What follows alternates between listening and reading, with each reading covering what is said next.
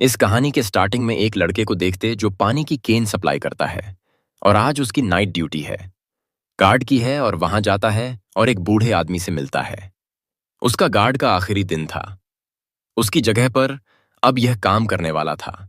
यह अंदर बैठा टीवी देख रहा था। तभी इसको नहीं पता था कि इसकी जिंदगी बदलने वाली है।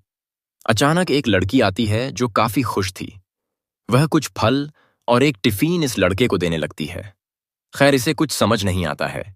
तभी लड़की को पता चल जाता है और पूछती है, तुम कौन हो और दादाजी कहाँ हैं? तो यह बताता है कि उनका आखिरी दिन था काम का, वो दूसरे शहर जा रहे हैं क्योंकि लड़की उनके साथ रोज इसी टाइम ड्रामा देखती थी। लड़की फ्रूट ले लेती है, वहां से बाहर चली जाती है। इसे पता चल जाता है लड़की अंधी है। फिर यह जाता है और कहता है, तुम ड्रामा देख सकती हो। दोनों ड्रामा देखने लगते हैं। लड़का लड़की को बहुत ध्यान से देखता है। फिर लड़की वहां से जाते समय उसे टिफिन दे देती है और एक पौधे को पानी देने को कहती है और वहां से चली जाती है। फिर लड़का अपने घर चला जाता है। अगले दिन लड़की अपने काम पर जाती है और अपने काम पर लग जाती है। तभी उसका बॉस आता है जो लड़की को गलत नजरिए से छूता है। इधर लड़का अपने पुराने बॉक्सिंग सेंटर जाता है और वह वहां के बॉस से माफी मांगता है, लेकिन उसका बॉस उस पर गुस्सा था। तभी कुछ पुराने बॉक्सर लड़के से मिलते हैं और वे इसकी खिंचाई करते हैं और उसे एक बॉक्सर से लड़ने को बोलते हैं, लेकिन यह इनकार करके वहां से चला जाता है। आगे देखते हैं तो ये दोनों वापस ड्रामा देखने लग जाते हैं और लड़की उससे कहती है खिड़की खोलने के लिए, क्योंकि उसे अजीब बदबू आ रहा था जो इसके जूते से आ रहा था।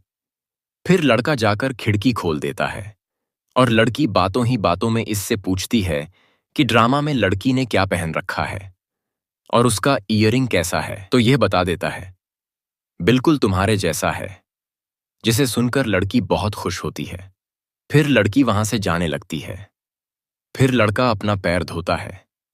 फिर लड़का उसे टिफिन वापस करता है जिसमें पीच था। लड़की उसे अपना नाम बताती है, जन्हवा, और हाथ मिलाती है।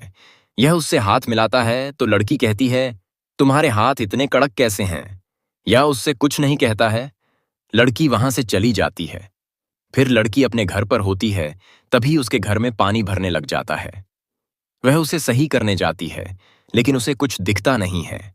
वह गिर जाती है। अगले दिन लड़का लड़की का इंतजार कर रहा था और इसने नया शूज भी खरीदा था।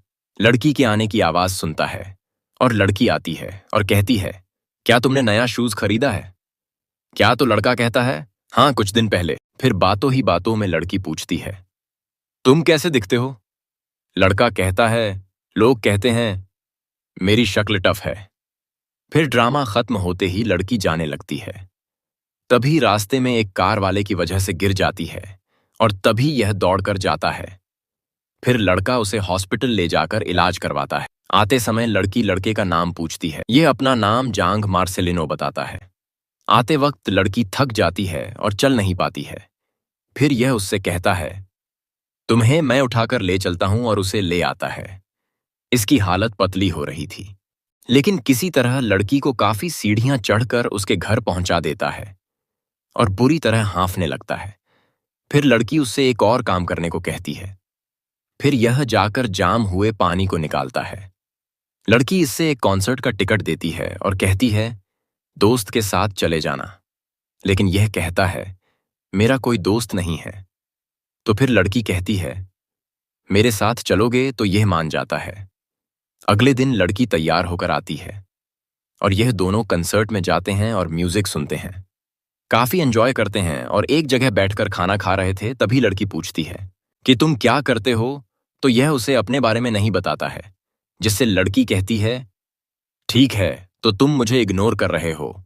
और फिर लड़की वहां से अकेले चली जाती है। फिर यह उसके पीछे पीछे आता है और दरवाजे पर उसे पूरी बात बताता है। मैं 30 का हूं और मैं पहले बॉक्सर था और मैं बचपन में बहुत ही बुरा लड़का था। मैं तुम्हें तब इसलिए नहीं बता पाया क्योंकि अपने कामों से शर्मिंदा था ना, कि तुम्हें इग्नोर कर रहा था, लेकिन अब मुझे अच्छा बनना है। फिर लड़की बिना बोले चली जाती है।